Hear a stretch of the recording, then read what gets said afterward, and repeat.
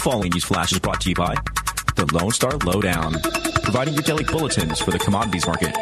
Today in history, news updates, and the inside scoop into the tides of the alternative.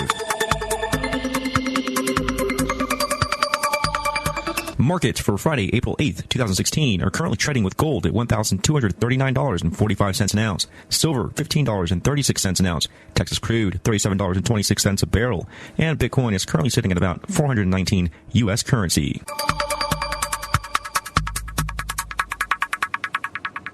Today in history, the year 1943. Then U.S. President Franklin Roosevelt, in Executive Order 9328, froze all wages and prices, prohibited workers from changing jobs unless the war effort called for it, and barred rate increases to common carriers and public utilities. All this interventionism was allowed in order to freeze inflation, which is itself caused by intervening in the money supply. FDR froze the economy. Today in history.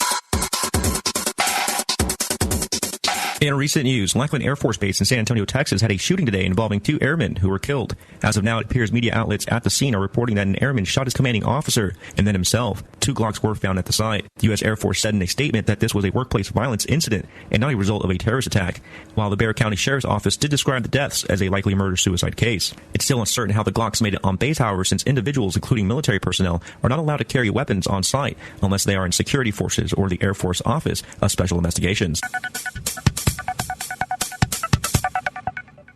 Inmates at 7 different state prisons across Texas launched a work strike this week. It seems inmates refused to leave their cells, prompting all 7 prisons to put their entire facilities on lockdown. According to the Incarcerated Workers Organization Committee, or IWOC, the problem in Texas is that prison labor does not contribute towards their parole considerations, the compensation which doesn't even add up to cover the inmates' $100 copay associated with their medical expenses, and the heat they're put through in the Lone Star State can be deadly. The IWOC is also calling for 60% of the 180,000 prisoner laborers, which adds up to about 100,000 jobs, should be given back to the citizenry, which would alleviate unemployment in the state. Keep in mind that prison workers receive no benefits, no disability compensation, no Social Security, and no overtime pay. The Prison Policy Initiative, a nonprofit and nonpartisan research institute, describes the $2 billion annual prison industrial industry as nothing less than legal slavery. The list of fixes and grievances can be seen on the IWOC webpage.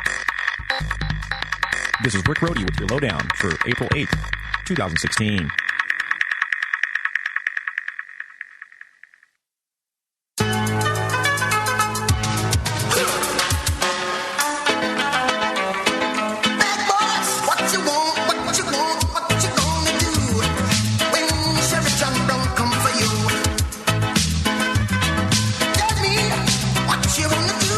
You gonna do?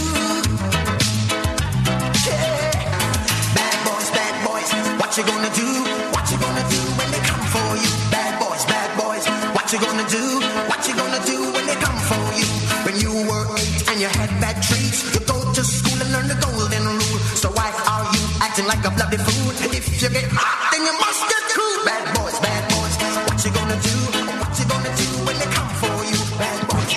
Okay, howdy, Randy Kelton, Blue Gar Radio, on this Friday, 8th day of April 2016. And I'm going to turn the phones on. We'll keep them on all night. So if you have a question or a comment, give us a call, 512-646-1984. And I'm going to start out with a little trip I took to Parker County, Texas, which is a county due west of Fort Worth.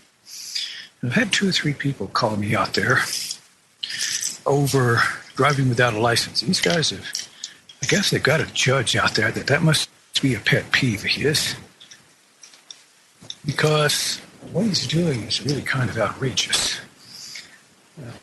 This woman, to give this woman 90 days, and she's in jail, and apparently the jailers out there are giving her a real hard time, so I went out there to kind of stir them up.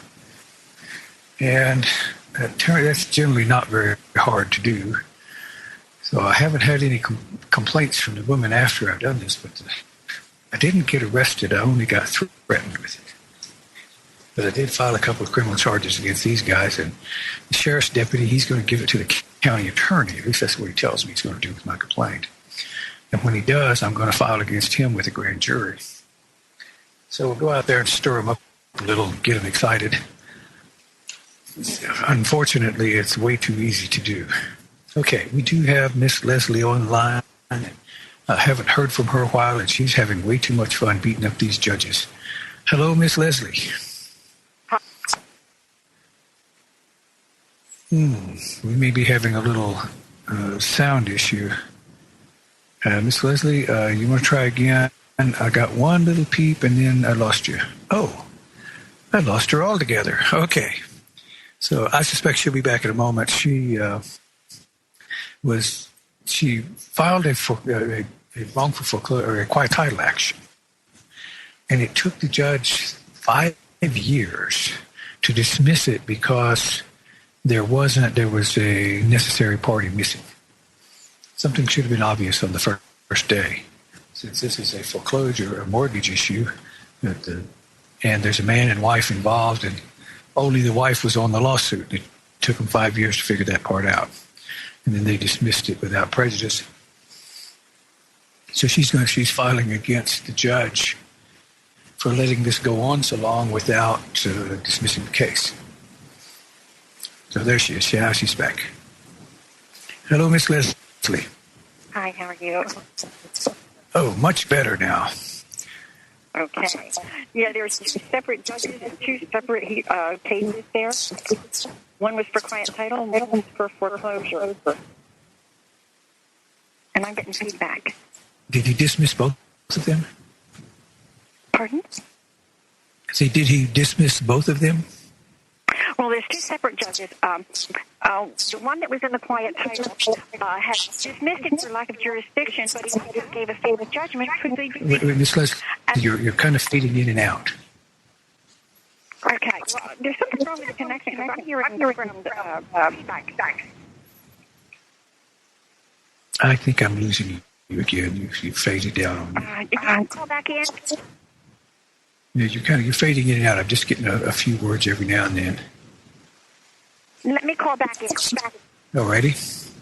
Okay. Okay.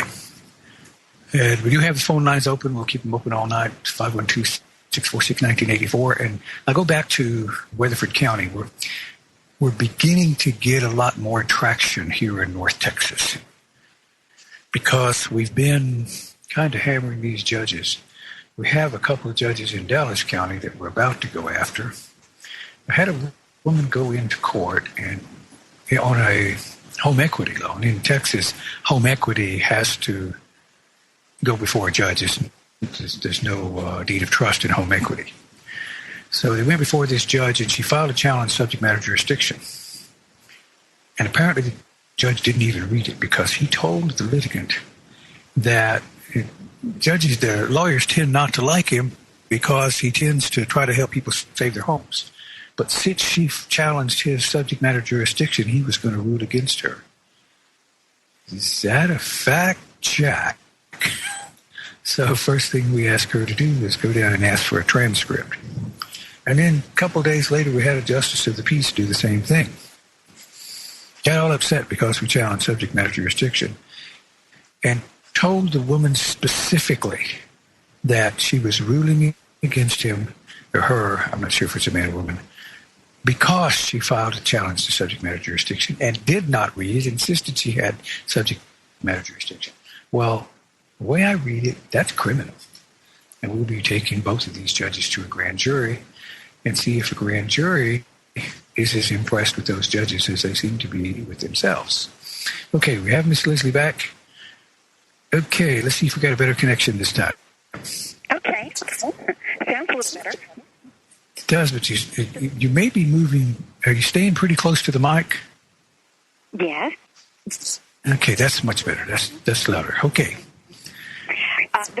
The first case was quiet title, and they dismissed the case for jurisdiction, but gave summary judgment to the... Wait a minute, Miss Leslie. Something is wrong. Can I get you to call back in about 10 minutes? Okay. It's 8 o'clock, and right at this time, we tend to have most people on the internet. It just sounds like your bandwidth is being used up because you're drifting in and out, and that's what tends to happen when there's not enough bandwidth on your signal. So if you give it about 10 or 15 minutes, there's a good chance it'll clear up. Okay. Not a problem. Thank you. Okay, now we're going to go to Scott in Texas. Hello, Scott. Well, good evening, everybody. Okay, that sounds pretty good. What do you have for us today? Well, I sent you that a right to travel document, and you were talking about you wanted to go over it and to kind of dissect it from a little bit some of the Patriot mythology as far as putting some case law with it.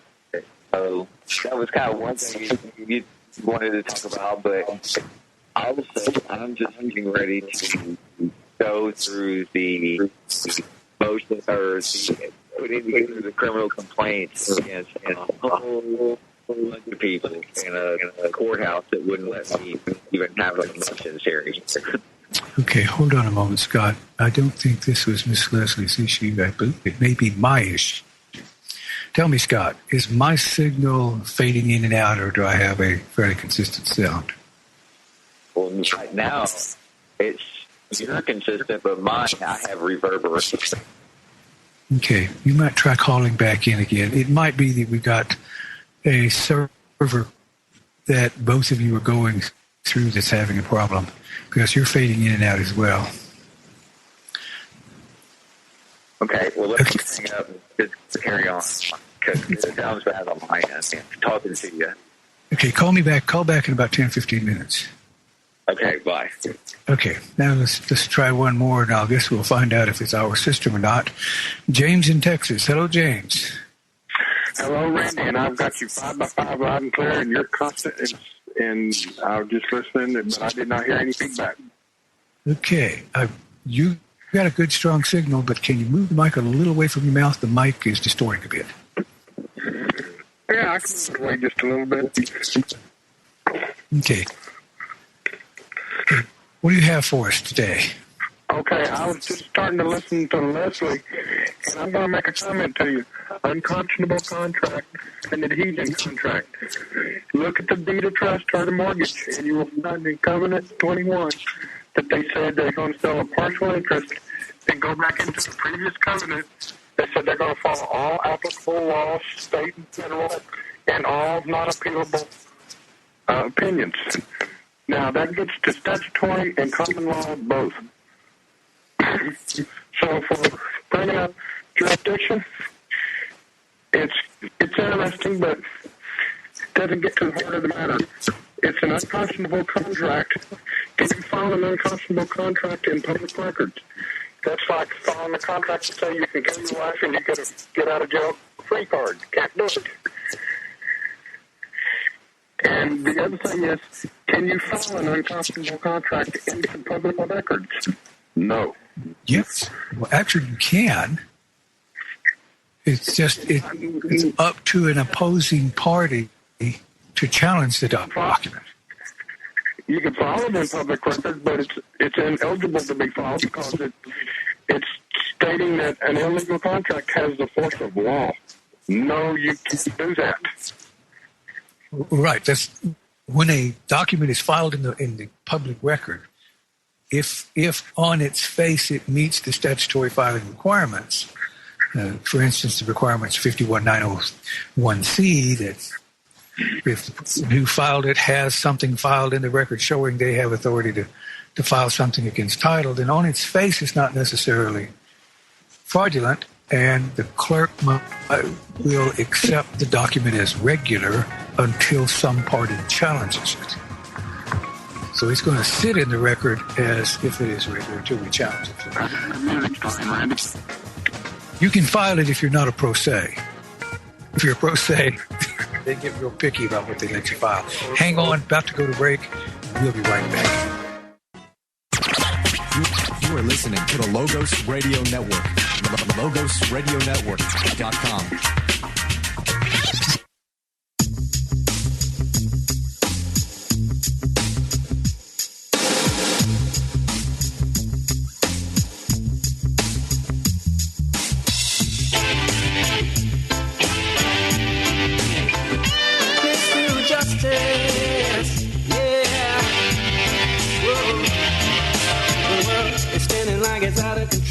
On the edge of a hole, inside a deep dark bowl, I'm always on the lookout for something to soothe my soul. So I sit back and I watch the evidence unfold, and I see justice is the goal. Okay, we are back. Randy Keltman, Blue Law Radio, and trying to get this sound issue sorted out. Okay, James, go ahead. We were talking about the filing of unconscionable contract in the public record. Well, if you file an unconscionable contract in public records, it in essence gives the force of law. It's like you file an illegal contract on record to get the money, or you can get a contract filed to prosecute, to shoot your wife, but you can't be prosecuted for it. I'm having a serious problem. We're getting this reverb. I can only get about every 34th word, and this clearly is not you. And apparently it's not my signal, so we probably have something going on between us and Austin. If we can't get this resolved, I may have to pull the plug and put it in an archive. Let's try again, James, but I wasn't able to get half of what you said. Okay. That button is fading in and out. But now I've got you qualified. No, I'm sorry, James. I'm only getting about every second or third word. We may have to pull the plug on this thing, and I do apologize. We don't have the resources to fix it while we're on the air, and this will make we'll just be struggling all night trying to talk to each other. Okay, Robert is the engineer. Robert, call Deborah, see if she can fix this thing. We'll keep trying to do it. I'll give Robert time to get a hold of Deb. Maybe she can sort this out. She's our expert technical engineer. It looks like Robert dropped off. I'm sorry, James dropped off. Let's try one more. Let's see if we can get Nathaniel up. Hello, Nathaniel. Hello. Good evening. Hello. Good evening. What do you have for us tonight? Well, I'm called to say this is the first caller. I am sorry, Nathaniel. We're getting some kind of reverb for you. I'm getting about every third or fourth word.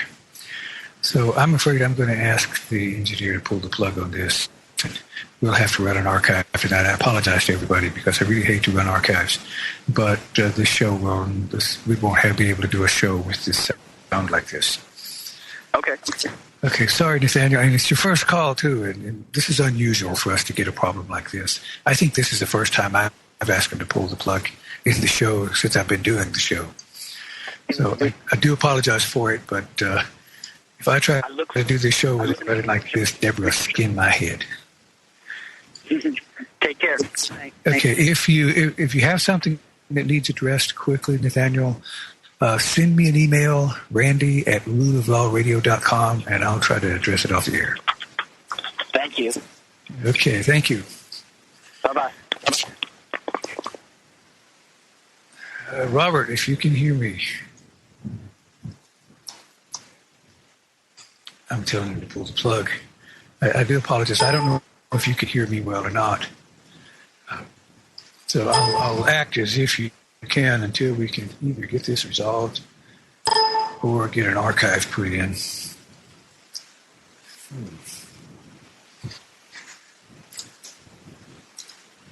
Okay, I'm having a little trouble with my keyboard as well. This must be a technical issue night.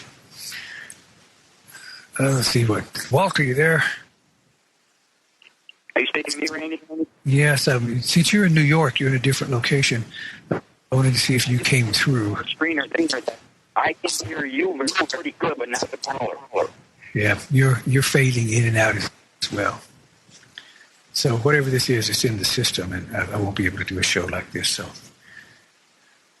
I have the call screen up. I can run the show from here, but I can't hit the panic button. I don't think. Oh, yeah, I've got a panic button. Okay. I do apologize, guys, but we're not going to be able to do this show, so I'm going to go ahead and pull the plug, and we should go to an archive. Neat little thing that comes with it. Prosecuting attorneys are usually not the sharpest knives in the drawer. If they were the sharpest knife in the drawer, they'd be out there making the big bucks. But they get out of law school, and if a firm don't pick them up, or they're having trouble building a a clientele. Then they go down and run for prosecuting attorney, or they go to work for the prosecutor's office. And as a prosecutor, they don't have to do much. All they have to do is make deals. Because 99.6% of all crimes across the board wind up with a deal and a plea of guilty. So they don't have to practice law. All they have to do is get good at making deals. Then when the prosecuting attorney, which in your case would be the county attorney, in a lawsuit against the county, the prosecuting attorney becomes the lawyer for the county. When he's a lawyer for the county, he is not a prosecutor and has zero immunity from suit. So if he stubs his little toe, you bang him with a lawsuit. Now they get real excited. The prosecutor is going to get really excited because a lawsuit against him will drive their bond rating through the roof. And the bonding company, essentially that's the county's insurance company, they're going to get really unhappy. And the lawyer himself. If he leaves the prosecutor's office, he won't be able to get malpractice insurance. It's not about the law. It's not about the right. It's not about the right of things. It's all about the politics. Well, so, what I understand is they're not allowed to charge us direct taxes, which property tax falls under that guise. Wait a minute. Hold on. Yeah, move the mic a little bit away from your face. It's distorting. The property tax is considered a direct tax, which we're not supposed to have a direct tax. There's not supposed to be a law for direct tax. Oh, no. You're not going to win that fight. Okay. You'll get that one. That one they will dismiss immediately. And you'll file an appeal, and the Court of Appeals will get it, and they will dismiss immediately. It is the natural tendency to try to win your case based on the rule of law.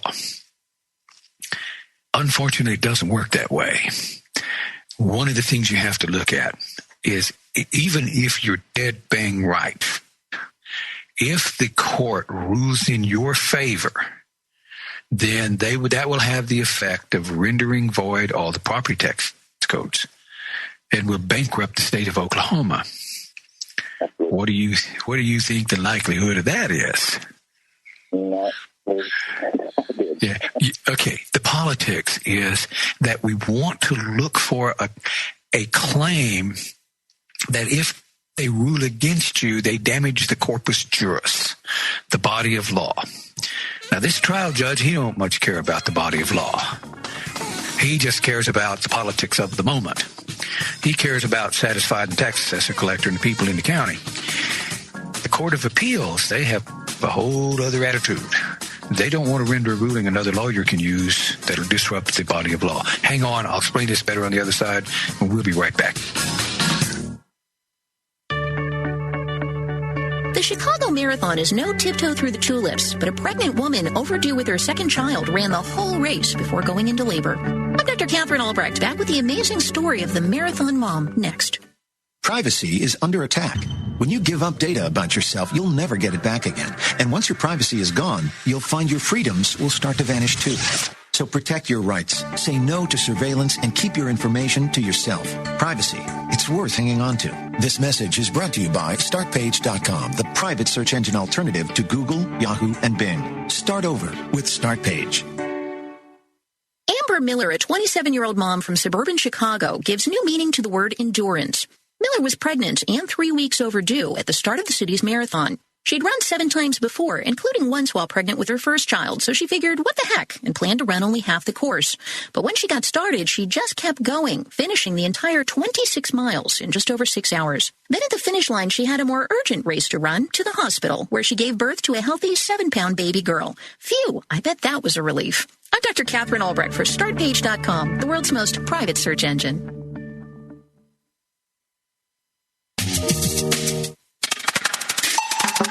You're listening to the Logos Radio Network at logosradionetwork.com.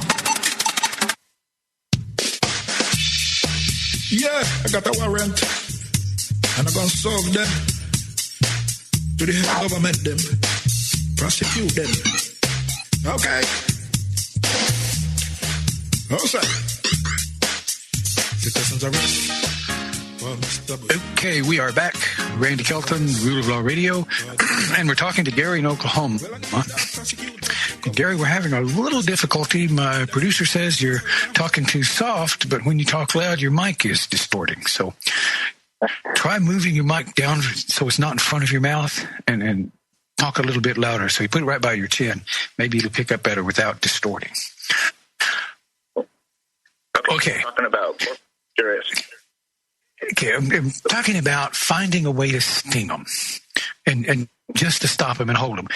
If they're violating a policy, or if you can show that it appears that they're violating a policy, if they're assessing the tax in a way that doesn't appear to be completely within their guidelines, and you can always find something like that, then you sting them.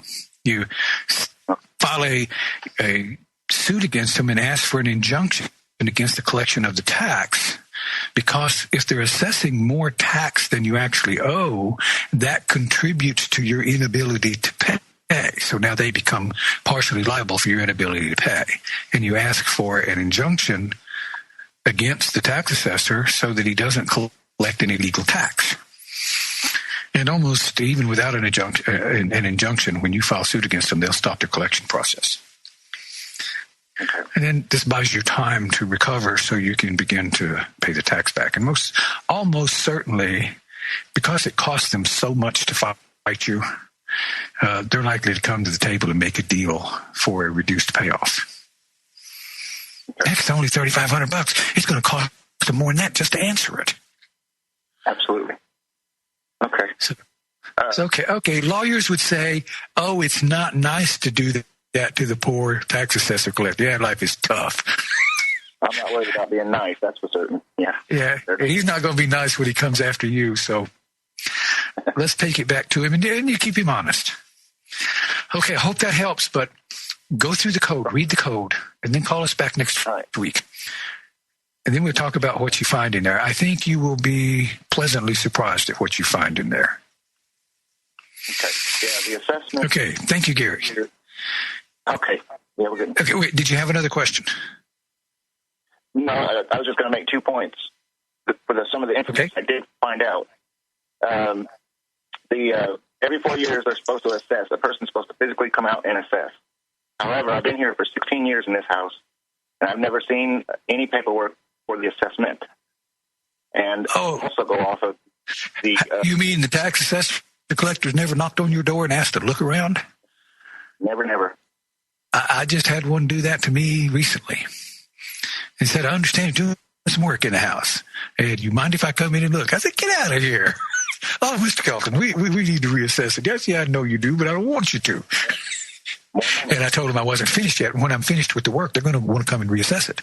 So they'll up my assessment. So if you've never seen them, then they're just doing an average tax. And if the code says they're supposed to do an assessment, that's one you can sting them good. Because now they're looking at having to go out and actually assess every property. That's going to cost them a lot of money. Yeah. It's for their duty. This is great. Yeah. After all this is said and done, I found out though that if you own your allodial title, then you can get taken off of a tax roll. That's a lot. That's somewhat different. We had a guy out of New York, and what he did is he sent a letter to the tax assessor collector. He sent a letter to the county commissioner's court and asked the court if the county or the state had a claim against his property. And they sent back a letter saying, no, they don't.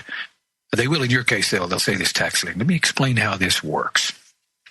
Originally, the state of Oklahoma gave away a whole bunch of land grants.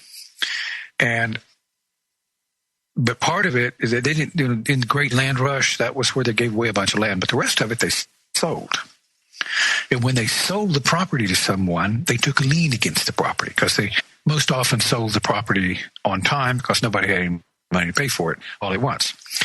So they took a lien against the property in the form of a title. The deed to your property is a lien. The warranty deed, that's a lien that the state has against your property. Right. And once it was paid off, that title was supposed to have been eliminated, and you go back to when you're a loyal title. But nobody did that. The only time they can tax you is if the state holds a claim against the property. So you go in and ask the county tax assessor collector if the state has a claim against your property. And if your taxes are all paid up, they're going to say no, and you need them to say no. And once they say no, then you send a letter to the tax assessor collector stating that the state has no claim against your property to move you to the private rolls. There's a section for private property and state-claimed property, and that takes you off the tax rolls. A loyal title or getting off the tax rolls has other consequences. Do you live in a municipality? Yeah. Okay, if you're in town, that creates other problems. If you bring forward your loyal title and get off the tax rolls, you're no longer paying for police and fire protection. They won't be allowed to protect you. If your house catches on fire, all the fire department can do is keep the houses around you from catching on fire. They can't put yours out because you're not under contract with them. If you call the police, they can't come to your property and assist you because you're not under contract with them. It's all under contract. So a loyal title is maybe an option.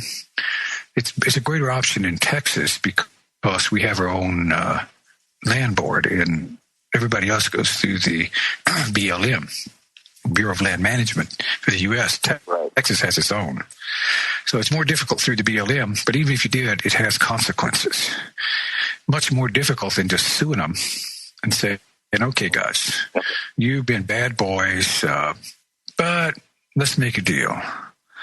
You clear up all my back taxes and I'll drop my suit against you. Otherwise, you might lose, and now you're going to have to go out and assess every single property in the county. It's your call, guys. Yeah. Okay, but do your homework. Make sure you got all your ducks in a row. Read the code twice. And read the whole thing. Okay, because they got hidden stuff in there.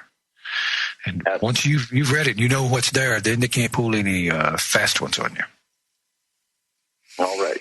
Well, I appreciate your time and your information. You have a great evening. Okay, thank you, Gary. Okay, now we're going to go to Joseph in New York. Hello, Joseph. I understand you also have a tax issue. Yes, I do. Wait, we got 50 seconds, so state it quickly, and give me about 15 for an outro. Okay, it has to do with a hearing that was held or supposedly held to transfer the. Wait a minute, this is not going to get done in 30 seconds. No. Hold on. Okay, we're about to go to break. This is Randy Kelton, Rule of Law Radio, and this is the last. This is the end of our fundraiser, and we haven't collected near enough. So check out our sponsors. We'd appreciate any help we can get. If you patronize our sponsors, that'll help support this show. We'll be right back.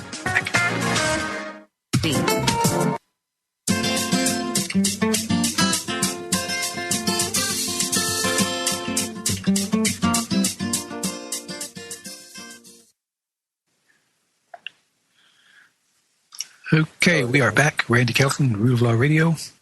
And for those of you who don't know, that last segment was an archive because we were having some sound issues.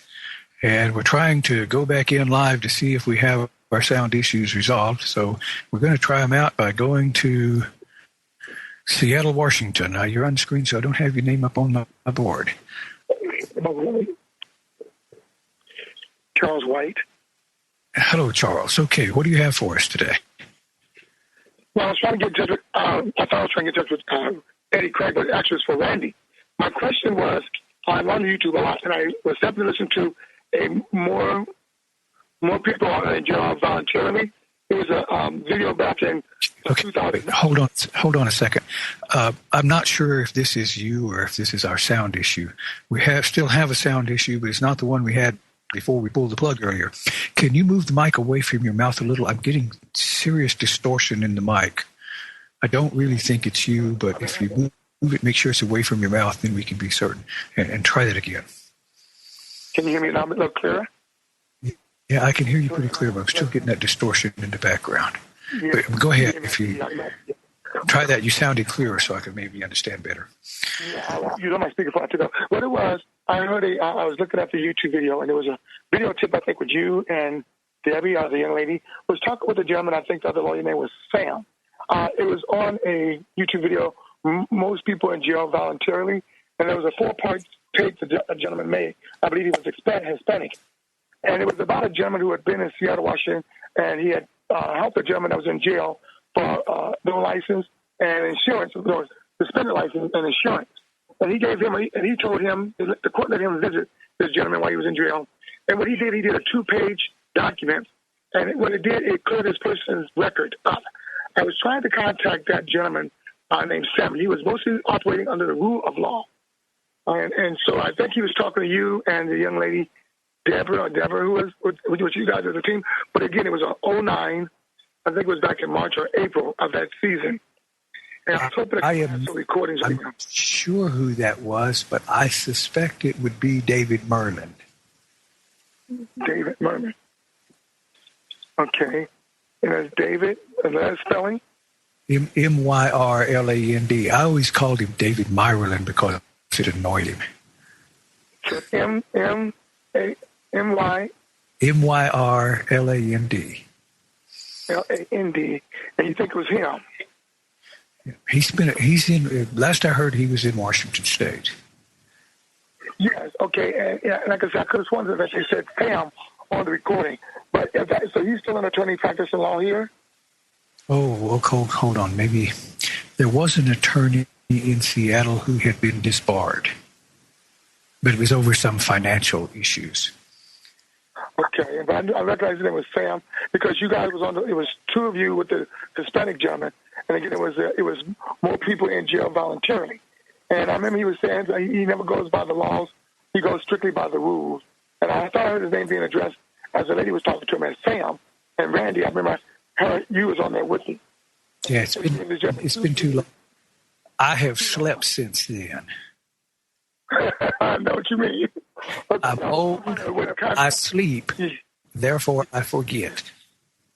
Yes. Well, I was hoping to try to find out. Maybe she or you might have a document on him so I can look him up. Send me an email. Send me an email asking for him. I think if this is the guy I think it is, I know how to get a hold of him through Frank Waldo. Okay.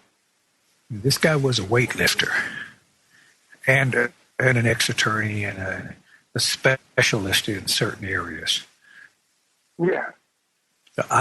Send me an email. I'll get a hold of Frank, and if you'll send me an email, I'll forward it to Frank and have Frank forward it to this guy. Okay, what was your email? Okay, was that it? Yeah, I just have the email address. Okay, Randy at ruleoflawradio.com. Okay, I got it there. Thank you so much, Randy. And on the property issue that you're talking about, I haven't paid taxes on my property for the last 2 quarters, and I was trying to get on that road that they say that you don't have to pay tax. Are you the one I could talk to about all of that? Because I guess it's a process in order to do that. Probably Eddie Craig would be better to talk to you about that. Say what? My phone is that. Say that again. Maybe I misunderstood. Say that again. I'm having a terrible time understanding. I know our phone is breaking up. I know. Okay, I was trying to get on this payroll not to pay taxes on my property. And okay. Here's that's you're trying to bring forward an alloidal title. It has advantages. It has disadvantages. The disadvantage is if you get off the tax roll, then you don't have a right to fire or police protection because you're not paid. I understand that. Yeah, but you can contract separately for that. Okay, so can I email you about that later too? Wait, I couldn't understand that last part. Yeah, can I email you about that too when I email you and bring this back? Absolutely. I've got a couple of people who are knowledgeable in that area. I'll forward it to them. Yeah, because I know you're on the radio channel right now, and it'll take up too much time, and I don't want to be rude. So I'll email you on both those topics, and I appreciate you very much, Randy. Okay, thank you. Okay, now we're going to go to Larry and Leslie in Pennsylvania. Hello, Miss Leslie. Hello. Hello. Is this better? I can barely hear you. Is this any better? Oh, much better. Okay. I have 2 judicial conduct complaints, one regarding a quiet title action with one judge, and one regarding a foreclosure action with another. The one that had the quiet title action, I did not include my husband, and he dismissed the case, but while he did, he gave a summary judgment in favor of the defendant, and I appealed. Whoa. Okay, hold on. Okay, let me shut up. Okay, I'm thinking the judge had no subject matter jurisdiction. Exactly. That's what I should wait to see what the summary judgment said. Is it a summary? Let me shut up. You go ahead and talk. I'm sorry. The appeals court said he was right in dismissing the case, but wrong in the summary judgment, and that it was dismissed without prejudice instead of with prejudice. But the thing that he did wrong was that he allowed into the case forged documents, and he did not call the cops or issue a warrant for the arrest of the offending party. So I'm going to call him on that, because when they see a crime committed, they're supposed to arrest somebody. And did file criminal charges against the judge? Yes, because he didn't issue a warrant for the arrest of the defendant who put forged documents into the record. So, there's more than that. That would be misfeasance in office. But he acted on the forged documents as if they were regular. Yes. That's ordination of perjury. Yes. Well, I'll let the district attorney get technical, because I'm sending this Monday to the Supreme Court, who handles this stuff, to the Bar Association, who handles this stuff, and to the district attorney. And I'm sending him a copy, too, so he knows what he did wrong. Then on the second judicial conduct complaint, we have a foreclosure issue, and he did a couple of things wrong. He has no jurisdiction whatsoever. And the reason he has no jurisdiction is because there's no mortgage. It was rescinded 5 years ago. More than that, 6 years ago now. But it was rescinded, and nobody objected. That's one problem. They're bringing in a forged assignment of mortgage. That's the second problem. And I was specific about why it was forged, because we have the assigning party saying, I had nothing whatsoever to do with that assignment. The second thing was we had the MERS-MIN summary that shows that the assigning party could not have assigned it because it belonged to somebody else. And the third one was that we had the judge in the federal court who gave an opinion that said it was transferred 3 times, and it gave the name of Fannie Mae as the party last transferred. And then we have the rescission where my husband and I own the mortgage and note because it was rescinded without objection filed. And because the judge did not issue a warrant for the defendant and their attorneys for issuing all this stuff, for the forgeries, for the filing in the record on tampering with public records, for the arguing in the court of uttering a forged document, for the attempted theft of the property by the failure to dismiss all of this stuff when all of these other problems were present. Hold on, Miss Leslie. We're about to go to break. This is Randy Kelton, Wheel of Law Radio. Our call-in number, 512-646-1984. We do have a full call board, and we'll make sure we get to everybody. We'll be right back.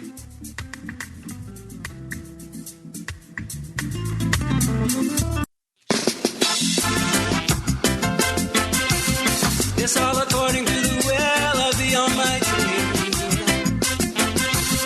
I read his book and he says he cares not for the unsightly. These warmongers come by that term rightly. I won't pay for the war with my body. Ain't gonna pay for the car with my money. I won't pay for the fun with my body. Their plans wicked and their logic shy. Okay, we are back. Randy Kelton, Joy Radio, and we're talking to Leslie in Pennsylvania. Okay, what all are you filing against this second judge? Okay, I'm filing that he failed to be faithful to the law under rules of the Judicial Code of Conduct under 2 counts. But I'm also charging him in a way. Let me find the page here. That he failed to issue. It said the court failed to be faithful to the law when the court, as accomplished after the fact, failed to issue warrants for the arrest of the plaintiff and learned counsel for criminal forgery 2 counts, for tampering with public documents, for theft in the failure to return the canceled note and mortgage under rescission law, attempt of theft of real property, knowingly using a forged document in the form of assignment of mortgage to attempt unlawful foreclosure, following the response of defendants in the preliminary objections and amended response to complaint. The city mortgage and the plaintiff, the representative attorneys were involved in related cases and were aware of the forgery. And the plaintiff, the pleadings of the defendants were very clear of the crimes committed and attempted, and the court did nothing.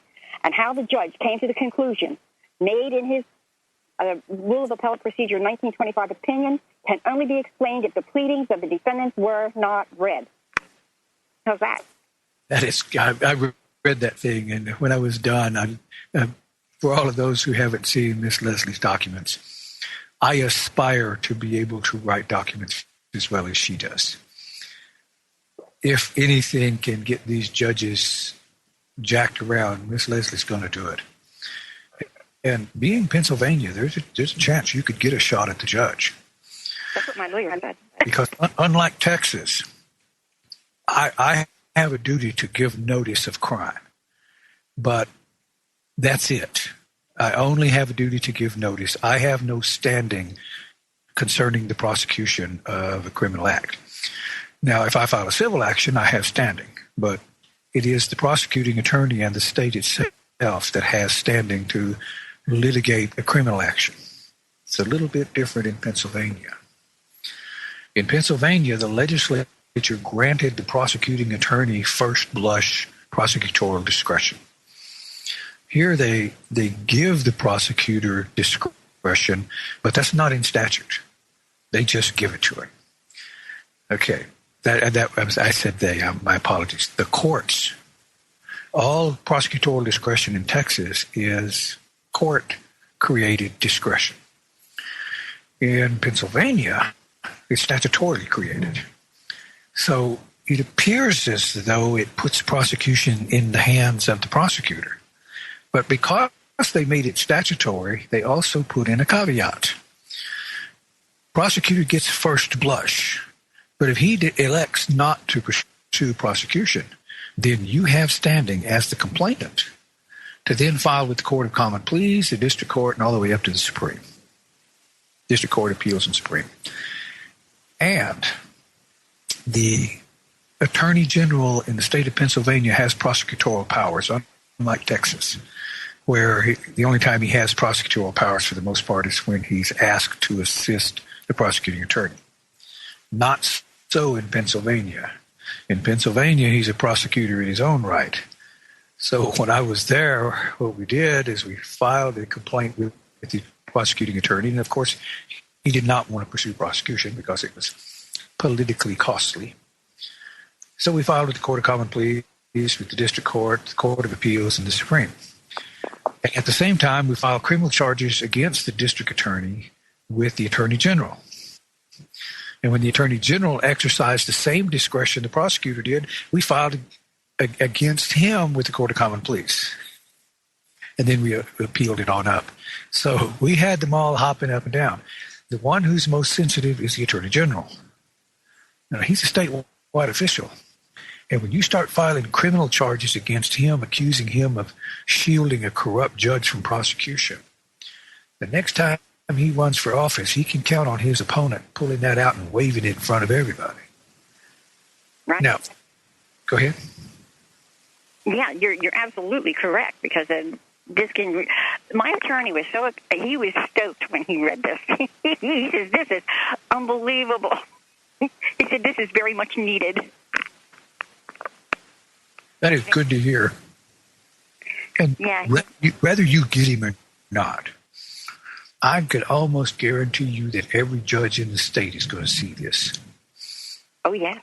The judge is going to say, holy mackerel, look what they're trying to do to me. Guys, how do I keep this from happening to me? Judges do this stuff all the time. I'm going to 21st, I'll be filing criminal charges against a Texas Ranger for following Texas Ranger policy.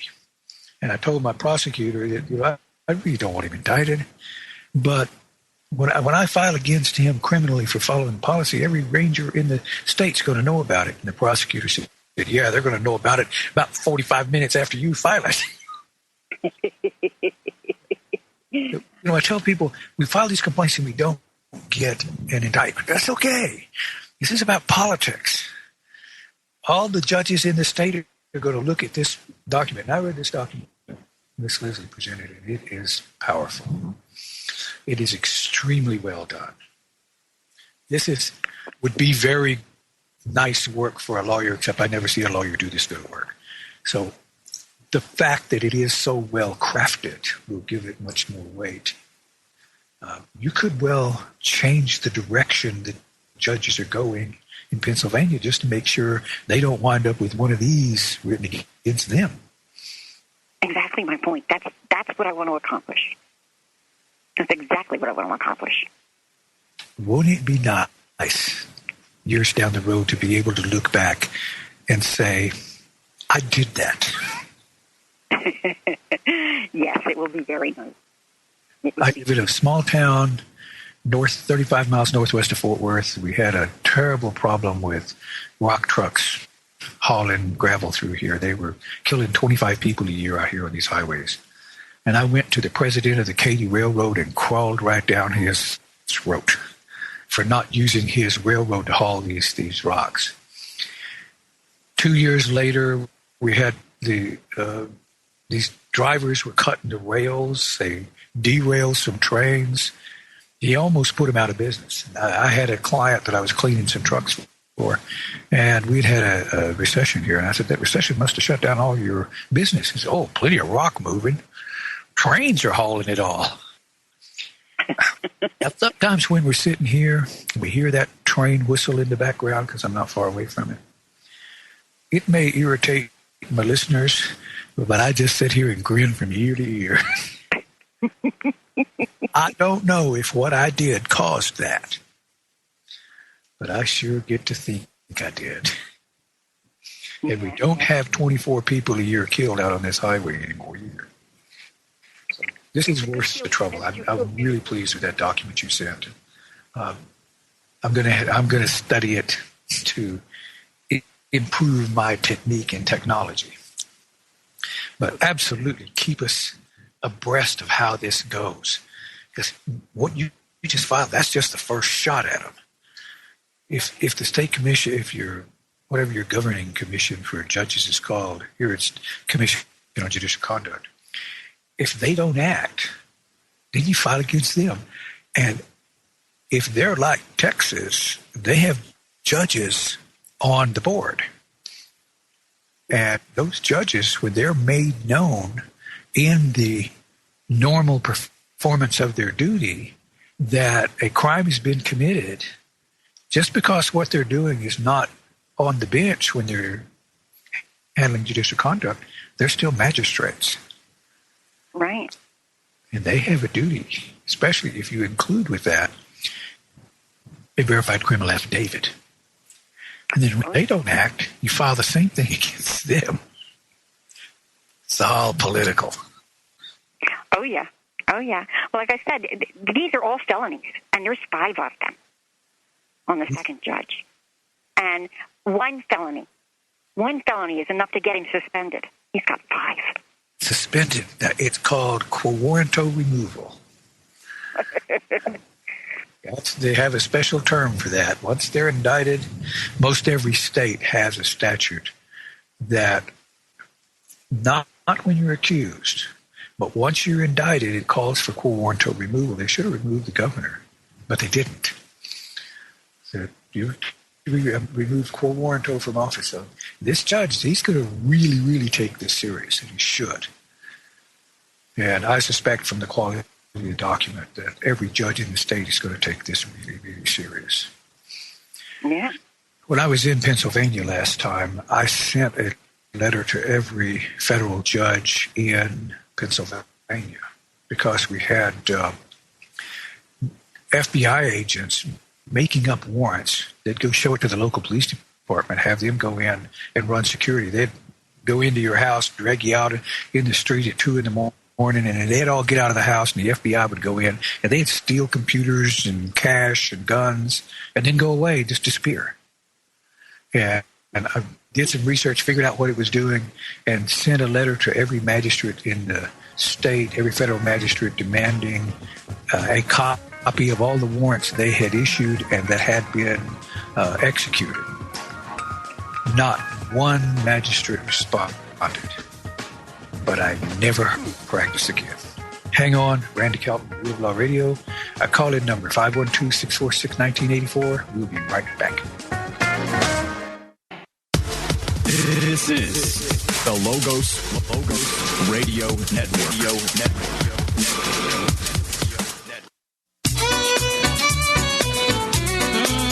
Ain't gonna blind me. Don't bore me.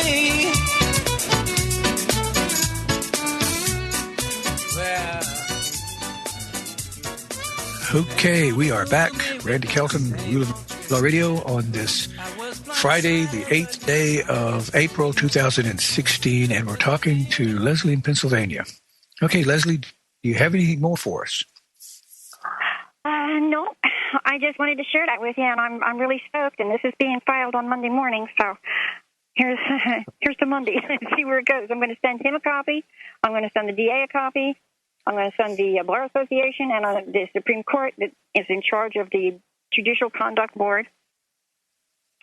So we'll see how that goes. Okay, one thing to watch for, and you wouldn't think this would happen, but it does. Sometimes you get officials telling you, oh, well, you better be careful. You could get in a lot of trouble doing that. That's witness tampering.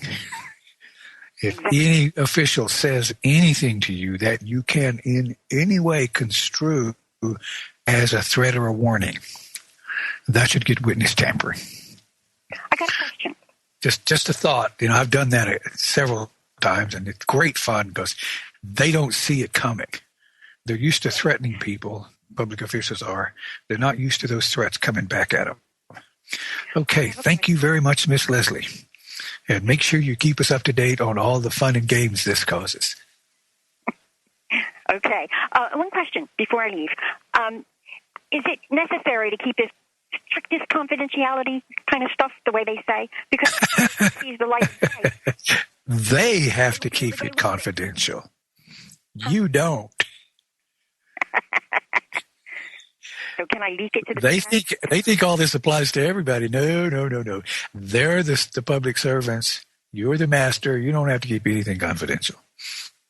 Because everything's a matter of public record. There's not a single thing that could be slanderous in there. Yeah, they lied to you. And you made criminal accusations. You're absolutely protected. Okay, so then I can leak this to the press? Oh, yeah. Absolutely. Because if I don't let it out, it won't see the light of day. It will see the light of every judge's desk in the state. This is all politics. I got all the highest judges in Texas put in front of a grand jury. And I thought it was my great plagiarizing skills and my eloquent oratory and all the pressure I put on them. It didn't have anything to do with any of that. It had to do with a prosecuting attorney, 25-year district attorney, not running for office again.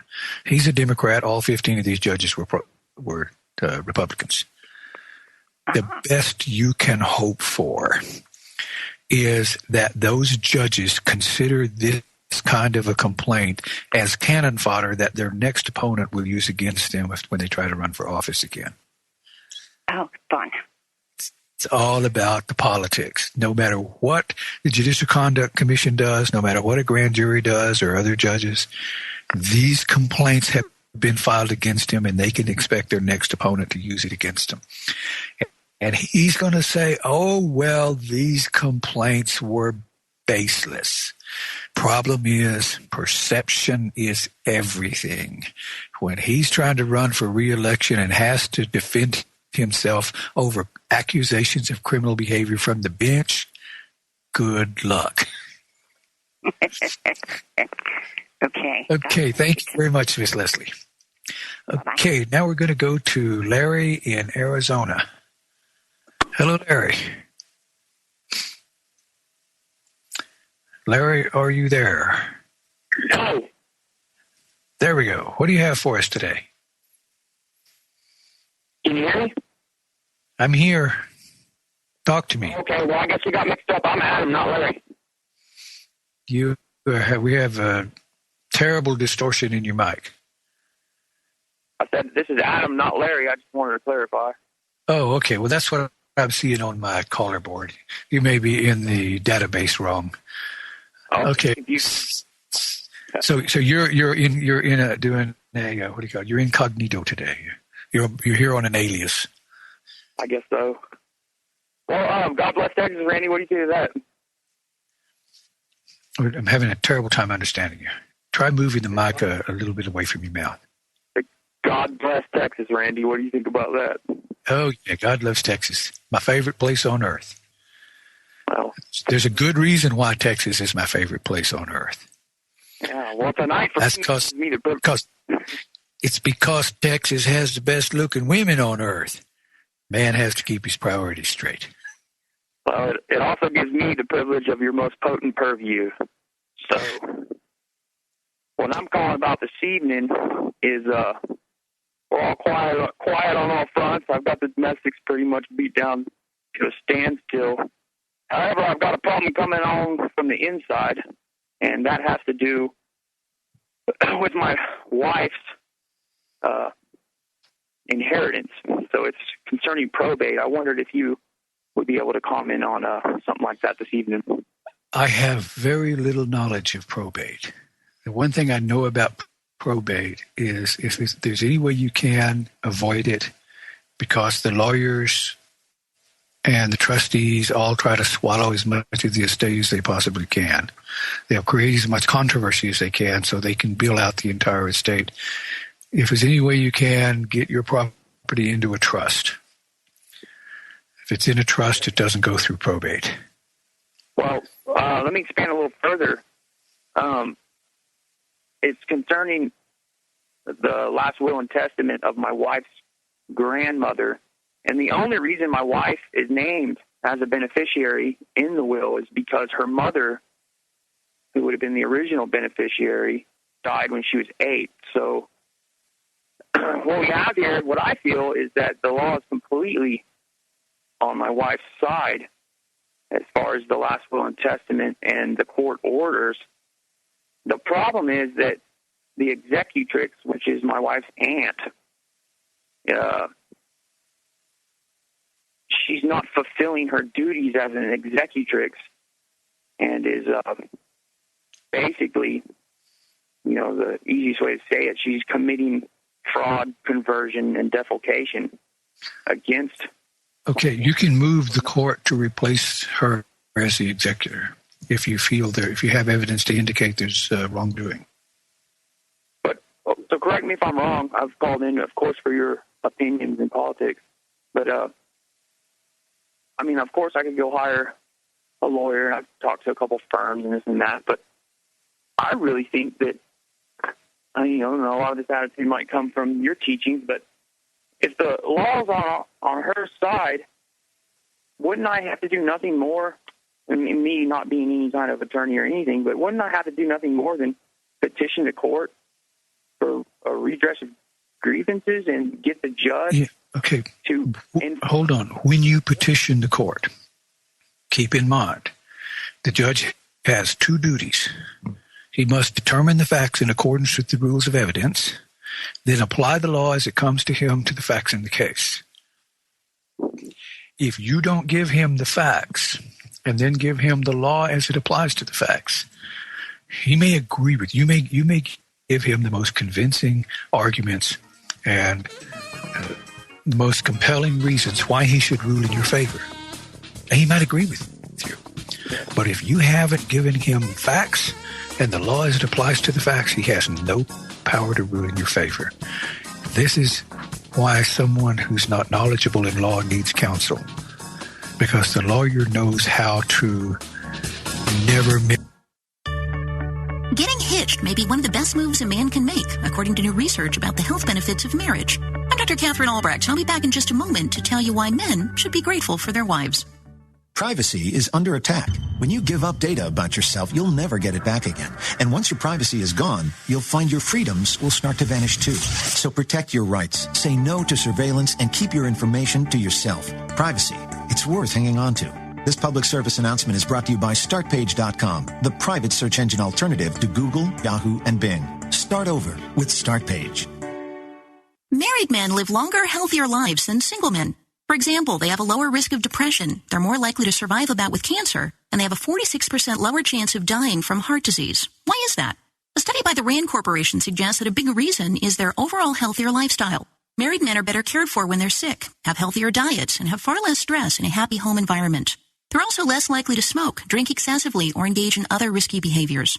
So, despite all those jokes about married life, men, you should be grateful for that proverbial ball and chain. I'm Dr. Catherine Albrecht. More news and information at CatherineAlbrecht.com. Trails. Looking for some truth? You found it. LogosRadioNetwork.com.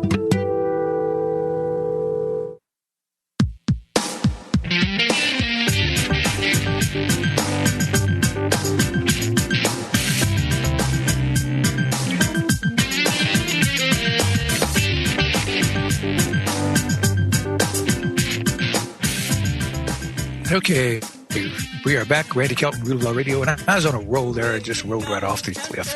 I blew the outro, and I'll get it for that. But really, probate is too complex for a pro se to try to do it, frankly. Not only do you have to understand how to put these pleadings together, but pro se is, probate is something you need somebody who does it all the time to understand it. But the problem when you get somebody who does it all the time, they're very accustomed to bleeding out the estate. So it's kind of a conundrum. You don't know which you'll be better at. But if you think what the executor is doing is plainly and clearly improper, probably an explanation to the judge may be enough to get the judge to appoint either an attorney to act as executor of the estate or change executors, because that happens all the time. Yeah. Well, let me just read you something here at the back of the notifications you got, which is the order probating will and authorizing letters testimony. At the very end, it says, "It is further ordered by the court that letters testimony upon the will and estate of blah, blah, blah, deceased be and the same are hereby granted, but the clerk shall issue said letters testimony to blah, blah, blah, the executrix, as independent executrix, when qualified according to law, and that no other action shall be had in this court other than the return of an inventory, appraisement, and list of claims as required by law and the notice to beneficiaries required by Section 128A of the Texas Probate Code." So what we got already, just by the notification from the attorney of the estate, they're already, where is that? That's supposed to be, according to 128A of the Texas Probate Code, the inventory, appraisement, and list of claims as required by law shall be given. No, wait a minute. You're kind of rambling here. Where are you going? I mean, what is your question or issue?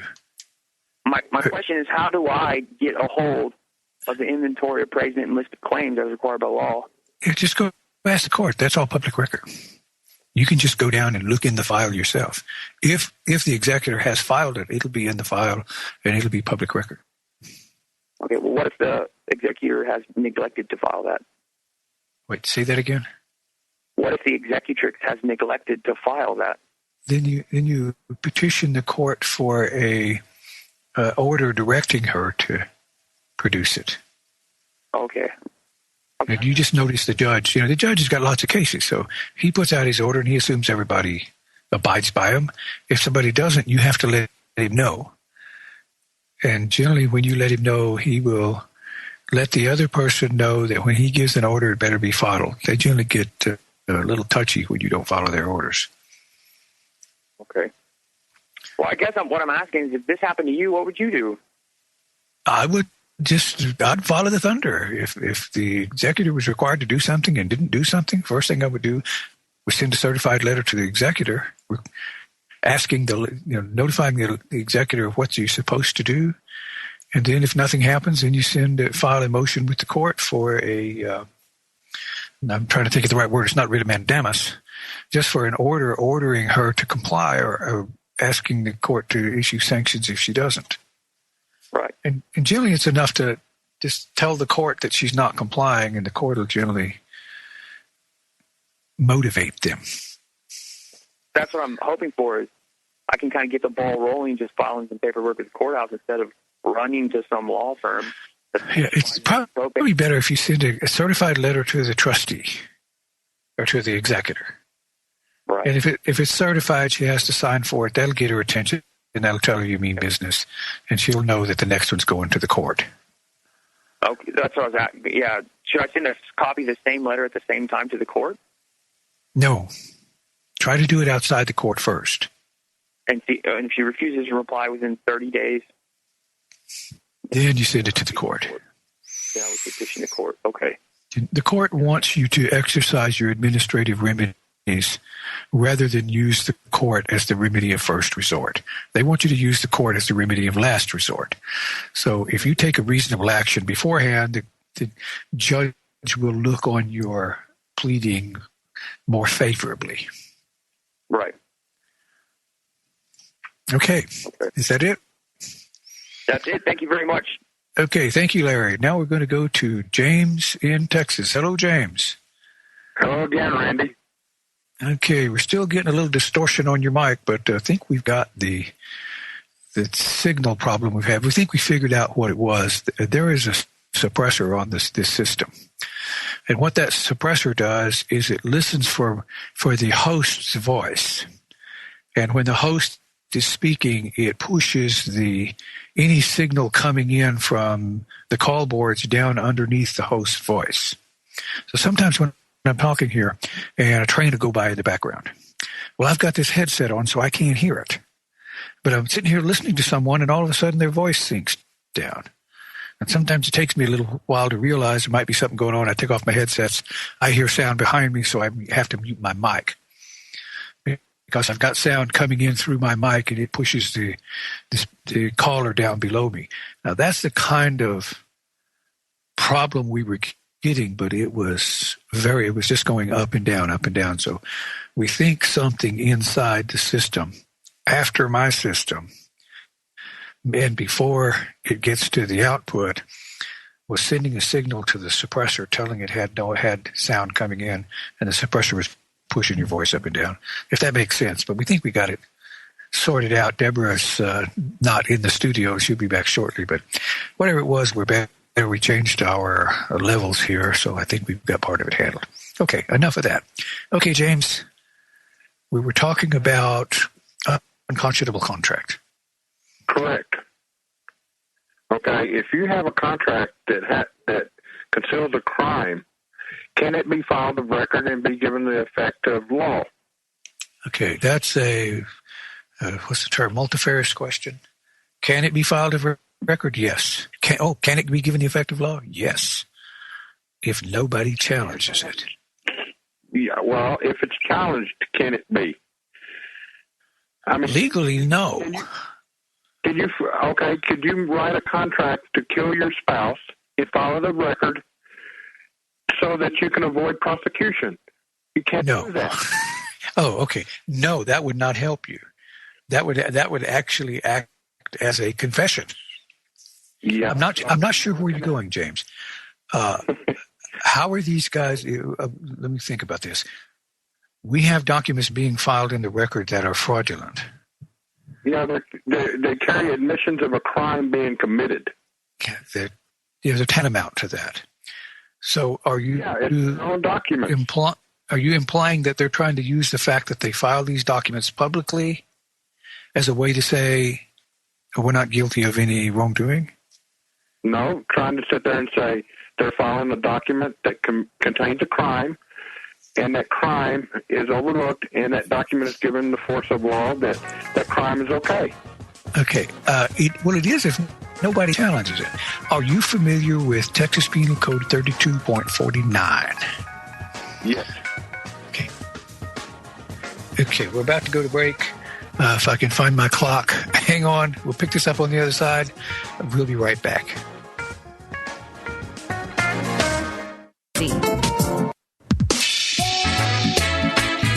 Well, you know, Carmen's lurking around the corner. You better watch every step you take. It's good to follow you. Okay, we are back. Randy Kelton, Real Law Radio, and we're talking to James in Texas. Okay, I'm trying to understand the specific point that you're making. Okay. I understand that an unconscionable contract should not be enforceable, and a void document shouldn't be filed, but we know they do get filed. Okay, go ahead. Okay, you've got to look at throughout the country, you have all these mortgages and deed of trust that are filed that contain these verbiages that they're going to commit the crime. And if you look in the bottom, if you look at the documents themselves, they follow a certain pattern. So if you go from one real estate broker to another real estate broker, you're going to have to sign a similar document, which is an adhesion contract. And the Supreme Court of the United States has already ruled that no court can enforce an unconscionable contract.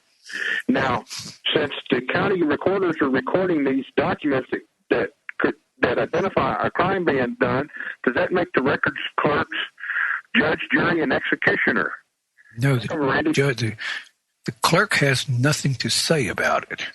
Well, they used to have nothing to say about it. They were given some discretion in what they would file, but only to the degree that the document met the statutory filing requirements, in that it was a certain type of document, of which the documents that can be filed with the county recorder are specifically listed. Documents affecting real property. And it must be affirmed and verified. That's pretty well what they check. And beyond that, they don't have any direct say. 51903 tells the clerk that if they think a document is fraudulent, then they have 2 days to give notice to the district court, and the district court will rule on whether the document shows valid in the record or if it's ruled void. But once it's filed, it stays in the record. But the court can rule whether it has any import or not. So now the clerk really didn't have much to say, and I don't want the clerk to have anything to say. Yeah. You know, when I go in and I give them a document to file and they start reading it, I say, wait a minute. What's in there is not your business. You stamp it, you file it, you don't like it, you notify the district judge and let the district judge handle that. But in their defense, I did find law that allowed them to refuse to file a document if it didn't meet the statutory filing requirements. And the other aspect to that is to meet the statutory requirements, looking at it in the negative. Can you sit there and violate the statutory contract to file a document that can't be filed? Can you file a crime to avoid prosecution? Wait a minute. Can I file a crime? Yes. Okay, when you say file a crime, you're talking about file a fraudulent document to avoid prosecution. Correct. Okay. How does the filing of one of these documents allow you to avoid prosecution? Because because the documents themselves define what the crime is that they're going to commit. But when it's filed a record and they come back and use that document against you, it's given the effect of law that this crime is just overlooked. And I've got to admit that most of these clerks are not lawyers or judges, and they can't see the crime that's in the documents themselves. Right, and I don't want the clerk trying to make a legal determination. That's what we got. There's statutory law for that in there. I'm not sure you're going somewhere that I'm not exactly sure where you're going. Well, we'll just have to wait to see how the federal courts and the state courts in other states handle this. The reason I asked you about 3249 Penal Code, the Republic of Texas group, not the state itself, but the group, come up with this pretty genius strategy for filing liens against public officials using Uniform Commercial Code. Well, and that's the reason why 51901 was put in place. Exactly, 51901 through 903, and 3248 and 3249. 3248 is securing and executing a document by deception. 3249 specifically goes to documents filed with the county recorder affecting real property. And it says that if a document is filed with the county recorder affecting real property, and it is fraudulent as defined by 51901C. 51901C says that if a document's filed with the county recorder affecting real property by someone who does not have a document properly filed in the record, giving them authority to make a filing against the property, then the document is presumed to be fraudulent. So that's a specific term of art, a very focused definition of fraudulent.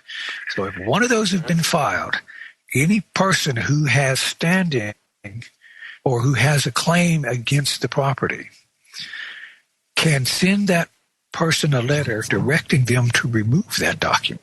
And if they fail to do so within 20 days, it's a Class A misdemeanor in Texas.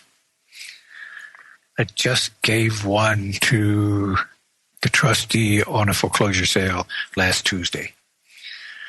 That was so much fun. Nobody's been taking them to legal task.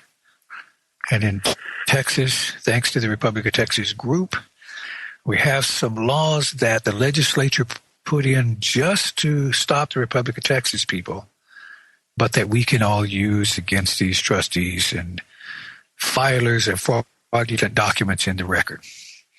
Does that make sense, James? Yes, it does. It makes a lot of sense. Really, I would have liked to have been a fly on the wall when that trustee read that document. The argument I made is that there was an original lender who went out of business, and then 5 years later, somebody else come along and filed an assignment.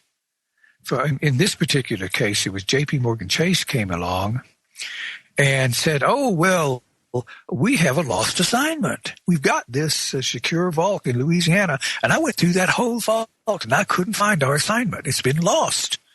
An assignment from Spalding to J.P. Morgan Chase. But Spalding wasn't the original lender.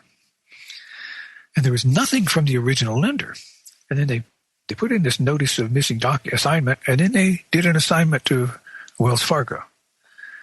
So my assertion was this impropriety is in the public record, so the trustee has knowledge of that problem. If he doesn't have actual, he has imputed. So he acted on filed a notice of acceleration, and I ordered him to remove it from the records, claiming that he absolutely knew it was fraudulent because all the evidence to determine that it's fraudulent is in the public record, and he knows what's in there. And that's what I'm trying to tell you is on the mortgages and the deed of trust, those documents themselves contain the elements of fraud. I think whoever wrote the Fannie Mae Freddie Mac uniform instrument was high on coke. Well, that thing is such a mess. Yeah, but when you start using uniform instruments throughout the country that contain fraud, you're getting to adhesion contracts, because when you go from one person to another and you have to sign the same identical contract, that's an adhesion contract. Okay, there's so many problems with it. I'm not understanding how that becomes an adhesion contract, because you actually sign it. Well, I was under the impression that an adhesion contract is one that is an implied contract, not an actual written contract, where I take advantage of a service. Like I park my car in a area with a concrete curb and asphalt and parking meters that were put there by the city, then I enter into an adhesion contract with the city by using their services. But here, this is a express contract. What part of it is adhesion? The adhesion contract it's a uniform instrument that's used by everybody in the country. You sign this document here, or you sign it over there, but you're going to sign the same document that contains a crime. Can't do that. Okay, maybe it must be a definition of adhesion that I'm just not familiar with. Hang on, about to go to break. Randy Kelton, Real Radio. Our call-in number 512-646-1984.